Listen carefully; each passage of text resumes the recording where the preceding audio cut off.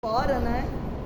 Mas o Senhor aprova o Senhor que nos deu esse momento aqui, para falar um pouquinho, explanar um pouquinho da palavra do Senhor. Então, como nós estamos lendo Juízes, né? Foi passado que vocês não estão lendo Juízes. E Juízes, a Maria José já deve ter falado para vocês, o livro que vai falar, ele fica entre Josué e Samuel. É um livro onde a gente vê, onde termina Josué, um livro que a gente vê a presença de Deus dando vitória nas guerras, um povo o qual era orientado pela voz do Senhor e ouvia a voz do Senhor. Quando chega em Juízes, parece que virou, né? Parece que virou tudo de ponta cabeça. A gente não entende nada, porque a desobediência toma conta do povo, a anarquia toma conta da vida de Israel, e já não ouve mais a voz do seu Senhor, porque aquela geração já não conhecia mais a palavra do Senhor. O quão importante é a gente conhecer a palavra e a gente repassar a palavra para os nossos filhos, para a nossa casa, para a nossa comunidade, para a família, para todos, para que conheçam o amor de Deus, para que conheçam a palavra de Deus. Com certeza, para chegar nesse ponto de Josué Juízes, com certeza não houve quem pregasse, não houve quem falasse do amor do Senhor. Mas nesse livro de Juízes também a gente vê a misericórdia do Senhor. A gente vê um Deus sendo fiel em meio às infidelidades do povo. A gente vê pecados constantemente, eram pecados contínuos, eles não paravam de pecar. Foi quando Deus, por sua misericórdia, levantam juízes, pessoas para liderar aquele povo, em meio àquela tormenta, em meio àquela anarquia que estava vivendo. Estava fazendo as suas próprias vontades, deleitando nos seus pecados. E ali o Senhor levanta. E dentre eles já foi falados vários, né? Nós estamos em Jefté. Jefté foi um líder escolhido por Deus para aquela nação, para aquela época. Levantou Jefté. Jefté era um homem, era uma pessoa indesejada. A gente vê a história de Jefté como a gente vê a história de José, de Davi, os renegados, porque Jefté era filho de uma prostituta. Era filho de uma prostituta. Mas o pai dele, Gileade, traz esse filho, que era filho dessa prostituta, para dentro de casa. Quando Gileade morre, o que os irmãos fazem? Expulsa Jefté. Jefté vai embora. Lá nesse lugar de exílio dele, onde ele estava nessa terra, ele lidera um exército de homens levianos, de homens pecadores mesmo, levianos. Mas nisso aí, a gente vê a mesma história repetindo com Davi, né? Quando ele lidera aquele exército. Mas o Senhor tem planos em nossas vidas. E nunca, os planos do Senhor para com a nossa vida, eles nunca vão ser frustrados. E a gente vê isso na vida de Jefté. Porque ele nasceu veio de uma prostituta, foi renegado, foi jogado fora, e lá Deus age na vida dele, porque era um coração contrito, tinha um coração que queria obediência, ao meio da desobediência que vivia aquele povo. Então o que acontece? Ele lidera esse exército. Os amonitas vêm atacando Israel, porque eram guerras constantes, devido à desobediência, devido ao povo se afastar da presença do Senhor, era essa guerra constante, eles viviam. Mas aí, os próprios irmãos e os líderes daquela época de Israel, lembra de Jefté e vê falar de Jefté, porque ele lidera esse exército, vai atrás dele, para ele poder vir e guerrear essa guerra juntamente com o povo de Israel contra os amonitas. E ele vai atrás dele. Ele fala lá, quando vai lá atrás de Jefté, ele lembra que todas as vezes o Senhor deu vitória ao povo de Israel devido à obediência. E foi o Senhor, ele exalta o nome Jefté, exalta o nome do Senhor constantemente. Jefté dá honra e glória ao Senhor em todos os momentos. As terras que eles conquistaram, as guerras que eles venceram, tudo isso Jefté não pega a honra para si, mas Jefté dá a honra ao Senhor. Glória a Deus, aleluia. E aí a gente vai ver isso aqui, quando os líderes de Israel, o povo de Israel, vai atrás dele para lutar em favor, né, de Israel e contra os amonitas, o que ele faz?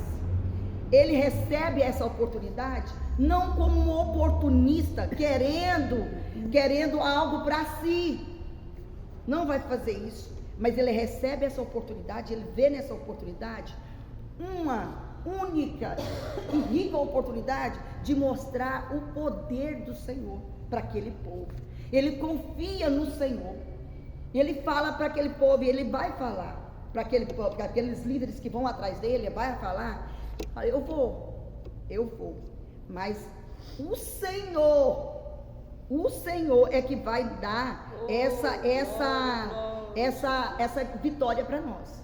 Ele não fala, eu, Jefté, vou lutar. Não, o Senhor. O Senhor vai lutar a vitória. Aleluia.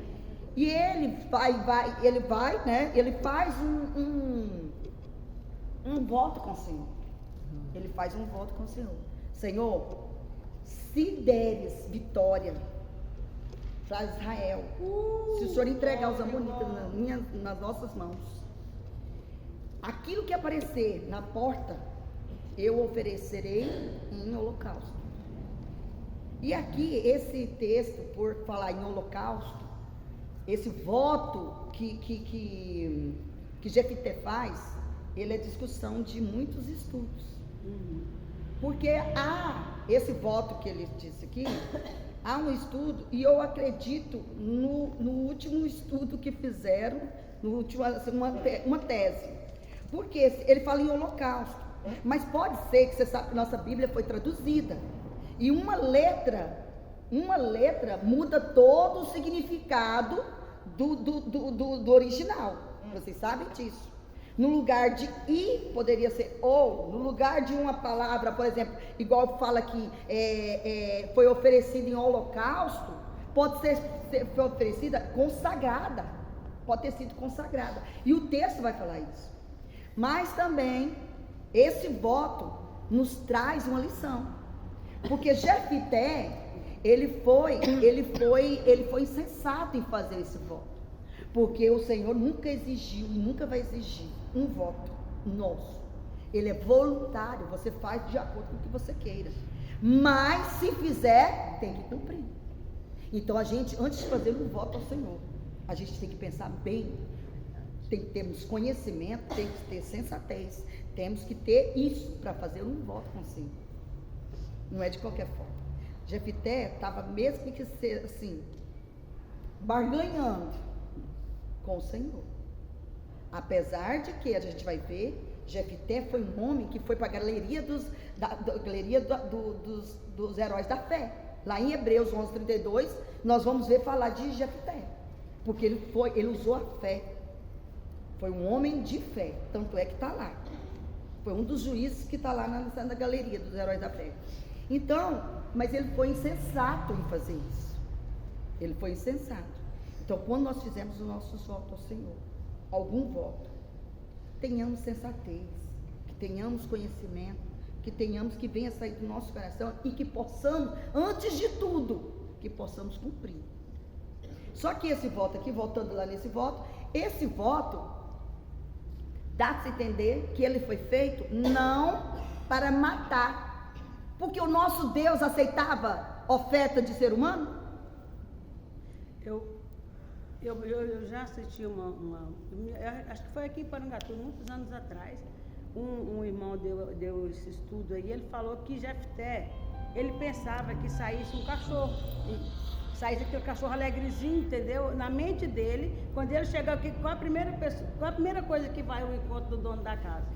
Aí ele pensou, eu vi essa pessoa falar isso, ele pensou que viesse, ele vou sacrificar. Ele nunca veio na mente dele que a filha dele saísse em primeiro lugar. Mas aí É o é cuidado uma que tem que insensatez ter. dele, que ele É o aconteceu. cuidado que tem que ter na hora de fazer o De voto. fazer o voto. Mas aí, pela tradução, se ele conhecia, ele era um homem que conhecia as escrituras. Jefté era um homem que conhecia a importância de conhecer uma escritura, a escritura é a palavra do Senhor. Porque você vai ver ele narrando aqui o tempo todo os fatos históricos. Se você vai ver ele falando, por exemplo, sobre que aquela terra pertencia a Israel.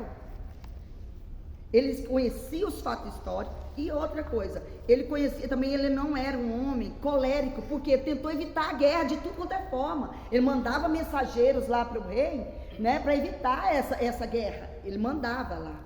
Então ele conhecia os fatos históricos, porque para mandar o recado, para mandar a mensagem, ele tinha que conhecer a palavra. Por que ele sabia que aquelas terras pertenciam a Israel? E ele mandava outras mensagens, porque ele não queria guerra. Ele sabia que, como ele era líder de um exército, ele sabia que ali perderia muitas vidas. Ele tentou evitar essa guerra ao máximo. Então o que acontece aqui? Então ele conhecia a palavra do Senhor. Ele conhecia a palavra do Senhor. E esse voto, ele pensou nisso, realmente, ele pensou no animal. Mas se ele não pensou que esse animal que viesse poderia ser impuro, ele não poderia sacrificar um animal impuro ao Senhor. E o Senhor também, ele já sabia da história de Moisés, quando foi sacrificar Isaac, e o Senhor não aceitou o sacrifício, proveu para si um cordeiro. Ele conhecia, por isso é importante a gente conhecer a palavra, porque o próprio Jesus foi tentado, depois de sair de um jejum, de sair de um compromisso que o Senhor estava ali jejuando, estava consagrando, ele foi tentado. E como que ele venceu Satanás? Através da palavra. Através da palavra. Porque a palavra liberta, a palavra cura, a palavra tem esse poder. Então ele conhecia os fatos históricos. Muitas das vezes nós temos que conhecer a palavra, estudar a palavra. Nós não podemos nos acomodar ao ponto de querer só receber e ficar sentado e recebendo. É necessário investir nas nossas vidas espirituais. É necessário.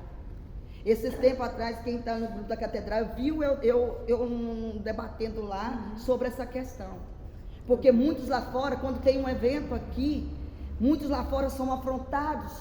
Porque, mas está cobrando pela palavra do Senhor? Não está cobrando pela palavra do Senhor. Porque as nossas igrejas estão abertas de segunda a segunda. Todos os horários têm portas abertas. Aqui a gente veste pesados em congresso, em palavra. Está aqui o pastor, que maná que desce todos os cultos. O pastor, nós estamos preparando e estamos dando alimento. E essa é para estar essa igreja pendurada de gente para receber a palavra. Mas não, só querem nos afrontar lá fora. Nós temos que investir em conhecimento da palavra.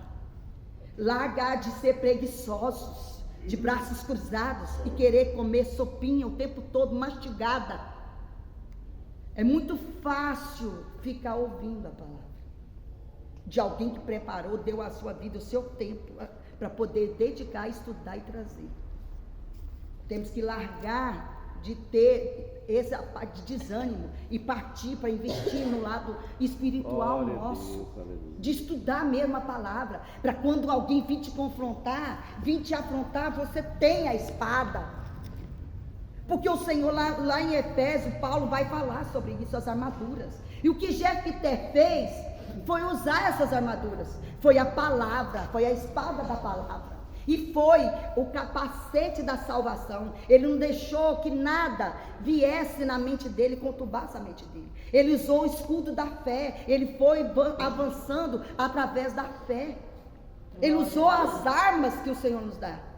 As armaduras que o Senhor nos dá todos os dias. E é necessário, porque nós somos soldados alistados para um exército. O exército celestial. Isso aqui é um quartel. É um quartel, o qual nós somos chamados para ser preparados. O general nosso é Cristo, que nos prepara todos os dias para a batalha. Jefté usou isso aqui. Então, voltando lá no voto, com certeza, Jefté, essa tradução, que fala que ele ofereceu o holocausto, essa tradução, há controvérsia nela e estudos que não são humanos, porque o Senhor não aceita sacrifício de humanos. Não aceita. Então aqui, e dá de entender também, quando a filha dele fala assim, deixa eu ir com as virgens, né, com as minhas meninas, ir ao monte, chorar a minha virgindade. Então, qual é o voto que dá para entender que é o voto de Jefté? Ele consagrou a filha dele ao Senhor. E quando fala lá vai chorar por ela, lamentar por ela, é celebrar. Elas iam ao costume daquelas mulheres de ir ao monte celebrar a obediência daquela filha, porque aquela filha era a continuidade de Jefté, e acabou a continuidade de Jefté, acabou a história dele, acabou a descendência dele. Por quê? Por causa de um voto que ele fez insensato. Então, com certeza, lá quando fala no final, dá de entender isso. Ela chora pela virgindade. Então, as filhas de Israel, todo ano vai celebrar a obediência de uma filha ao pai. Vai celebrar, porque ela juntou e fez cumprir o voto. O pai tinha feito um voto e ela foi em obediência ao seu pai. Foi ajudar a cumprir o voto. Então, Jefté consagrou ela ao Senhor. E ela não conheceu varão nenhum. E acabou a descendência de Jefté. Entenderam qual é a história? Pelo que eu estudei, o voto é esse aí. E o que dá mais para poder você avaliar e entender realmente essa. Porque na tradução teve algumas coisas e que levou a esse pensamento. Mas não. O pensamento é que o Senhor não iria aceitar esse sacrifício.